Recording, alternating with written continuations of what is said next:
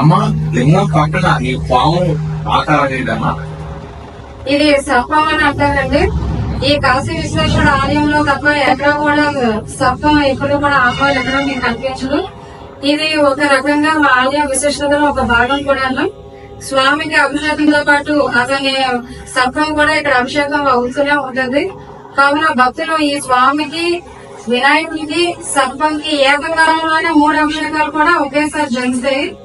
ఆ జరిగిన తీర్థాన్ని ప్రసాదంగా భక్తులందరికీ ఇస్తూ ఆ తీర్థాన్ని శిరస్సుపై కూడా జల్లి వాళ్ళ ఒంట్లో ఉన్న ఏ దోషాలైనా కూడా ఈ శిరస్సు మీద జరిగిన ప్రసాదం తీర్థం ప్రకారంగా భక్తులకి ఏమైనా కోరికలు ఉన్నా లేకపోతే వాళ్ళకి అనారోగ్యమైనా ఏదైనా కానీ ఆ స్వామికి, వినాయకుడికి, సర్పానికి ఏకకాలంలో జరిగిన అభిషేకం తీర్థంగా ఇచ్చి ఆ తీర్థాన్ని శిరస్సు పైన జల్లడం వల్ల వాళ్ళు ఎన్నో సమస్యల నుంచి బయటపడుతూ వస్తుంది.